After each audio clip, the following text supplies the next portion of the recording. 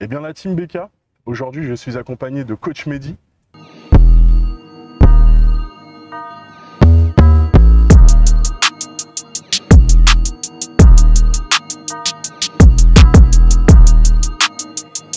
Damn Ice Place. Hey, Global get the coach.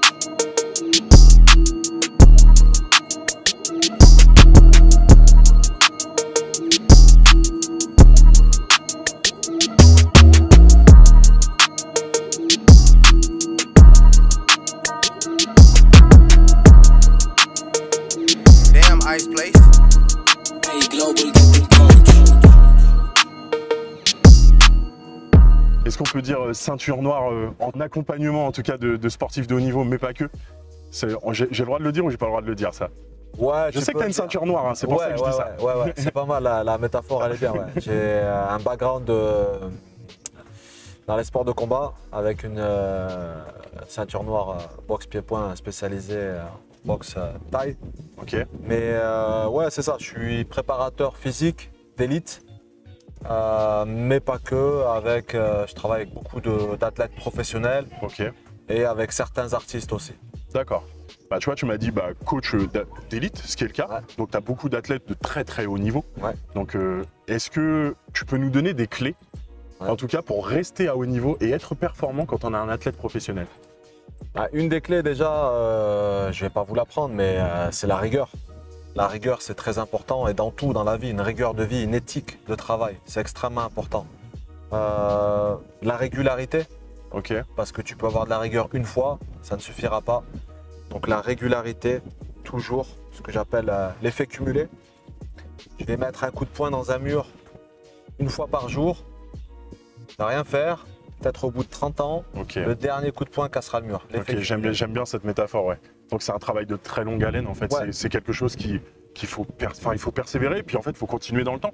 Juste faire l'effort une fois, ça ne fait pas grand chose a priori. Ouais. C'est ça. Alors Mehdi, dis-moi, j'ai une question. Ouais. C'est au niveau de l'entraînement. Donc Ouais. tu es coach sportif, donc quand on pense coach sportif, je pense que la plupart des gens ont en tête sport, sport, sport. Ouais.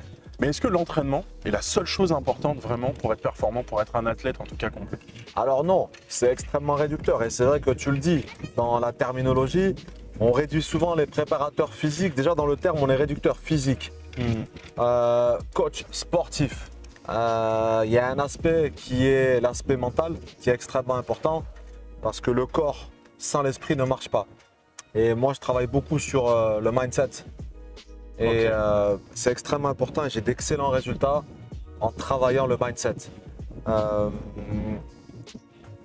Il faut vraiment penser qu'on n'est pas une carcasse vide. Le corps sans l'esprit ne fonctionne pas.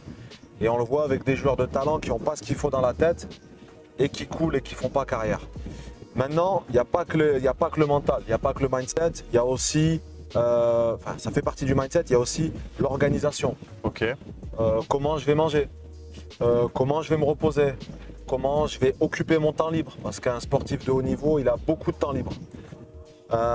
Et tout ça pour t'apporter un équilibre qui va tendre vers la performance. Si tu es dans l'obsession de la performance, tu poses jamais le cerveau, tu vas te cramer. Donc il faut trouver cet équilibre-là, mais il faut que tout soit orienté, in fine, vers la performance et pas trop se perdre, pas trop se disperser. ok, d'accord. Tu as parlé beaucoup de mindset, enfin tout ce qui va avec aussi et de physique. Est-ce que tu penses qu'il y en a un qui est plus important que l'autre ou c'est vraiment un alliage de tout en fait qui est Non, indispensable? il y en a un qui est plus important que l'autre.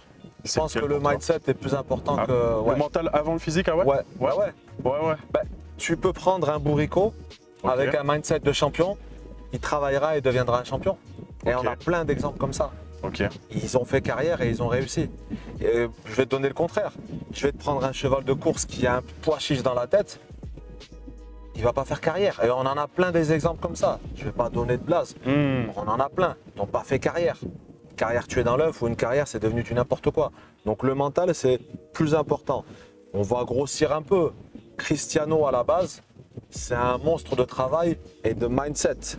Mindset Ouais, de ouais. réussite. À la base, il est au Sporting Portugal quand il débute. Messi, quand il débute au Barça. c'est vrai, ouais. Tu vois? Donc il y en a un qui est un monstre de travail, il a une éthique de travail, c'est ce qui fait qu'aujourd'hui, à 36 ans, il est encore au plus haut. Je pense que c'est, voilà, on a plein d'exemples de joueurs qui sont, et notamment des défenseurs qui n'avaient pas de talent mais qui sont accrochés. Je vais te donner l'exemple de quelqu'un que j'aime beaucoup, qui est un ami, qui s'appelle Patrice Evra. Ouais. Pas de centre de formation, qui part très jeune en Italie, l'Italie des années 90. Tu vois, pas l'habitude de voir des Renois là-bas. Ouais. Et il se fait tout seul au mental. Et c'est le travail et le mental qu'il a forgé, qui lui a fait devenir le champion qu'il est, parce qu'il a été d'abord un champion dans la tête, grâce au coup qu'il a pris.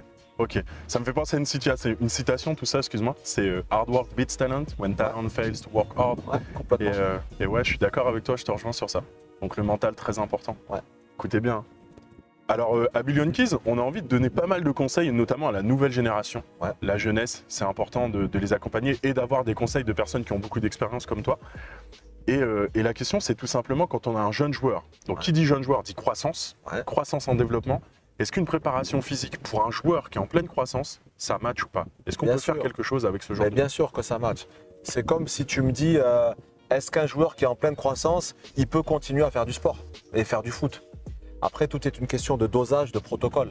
Bien évidemment, un joueur qui est en pleine croissance, on ne va pas lui mettre des charges d'un point de vue de la musculation lourdes ou même des charges tout court. Parce que justement, on peut avoir un impact négatif sur sa croissance. Mais à partir du moment où un enfant, il court, il saute, il rampe, il nage, etc., tout ça, c'est de l'activité physique. Et ce n'est pas parce qu'il est en période de croissance qu'on l'arrête. Au contraire, on le booste, il a une poussée d'hormones. Donc, non seulement ça match, mais en plus ça va te forger l'esprit. Cette culture de l'effort, et un mot qui va revenir encore une fois, l'éthique de travail. Parce qu'on parle beaucoup de travail, mais c'est abstrait, mais l'éthique de travail, c'est ce que toi tu as décidé de t'infliger toi-même, parce que tu as envie de réussir. Cette éthique de travail va te donner en fait un mental à toute épreuve et va te mettre les bases de ton succès, du champion de demain, au-delà de ton talent. Donc bien sûr, et c'est très important. D'accord. Ça fait partie du taf du coach sportif, d'adapter ses programmes à son public et surtout d'être au plus près des exigences du corps de chacun. Est-ce que tu peux te retrouver dans une situation où peut-être un jeune joueur te dit écoute Mehdi, moi je veux faire ça, mais ça va un peu à l'encontre de son corps. Ouais. Comment on réagit dans ces situations-là? Alors il y a deux possibilités, il y a deux choses. Il y a ce que la personne que tu entraînes veut et désire et ce dont elle a besoin. Ok. Donc moi, je vais toujours plutôt aller dans ce dont elle a besoin. Je donne une petite touche de ce qu'elle désire pour avoir un petit goût, un peu de plaisir, parce que ça ne peut pas être que du travail forcé où on ne s'amuse pas, il faut que ce soit ludique. Mais je vais toujours privilégier ce dont elle a besoin. Parce que c'est ça qui va... Je vais te donner un exemple. Un joueur il dit « Ah, moi j'ai envie juste de faire ça, juste des abdos, j'ai envie d'avoir un six-pack. Ok, on va en faire un peu parce que c'est un truc que tu as en toi, mais ce n'est pas ce dont tu as besoin aujourd'hui. Aujourd'hui, tu as besoin d'avoir peut-être un travail foncier, plus d'endurance ou peut-être beaucoup plus de force au niveau des abdos. Et pas juste avoir des abdos apparents visibles pour faire le beau sur les réseaux sociaux. Tu vois ce que je veux dire? Ouais. Donc, faut trouver ce truc-là, surtout avec les jeunes joueurs, parce que les jeunes joueurs aujourd'hui, un aspect fondamental, c'est qu'ils arrivent sur le marché, ils ont 16 ans, ils touchent des salaires que leurs parents ne touchent pas, etc. Ça leur fait tourner la tête. Si déjà, tu n'as pas un rapport avec eux au niveau mental, de la culture de l'effort, ils vont se déconnecter. Et ils vont être des divas, ils vont plus vouloir faire d'efforts. Ils disent « Ah, moi je prends ça, je fais plus d'efforts. En plus, je suis bon, j'ai un peu de talent, je me repose. » Donc, au contraire, il faut être encore plus derrière eux et il faut être encore plus dans le goût de l'effort, avoir ce goût de l'effort. Ok. Alors, je sais que tu as un programme de 29 jours, si je dis pas de bêtises.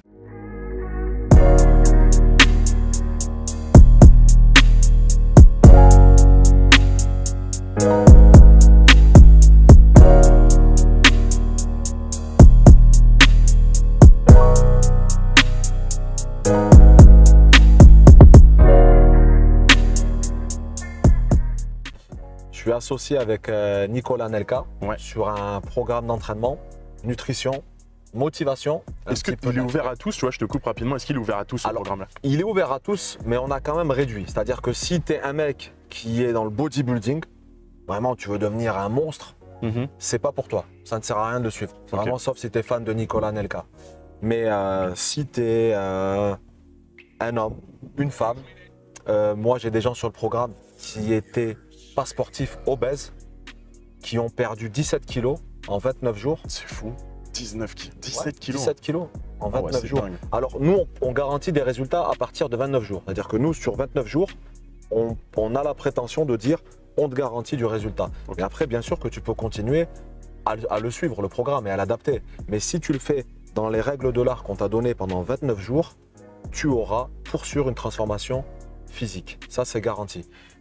Je le fais avec Nicolas Nelka, donc c'est lui qui fait les exercices en vidéo. Ok. Donc, c'est un programme avec des vidéos.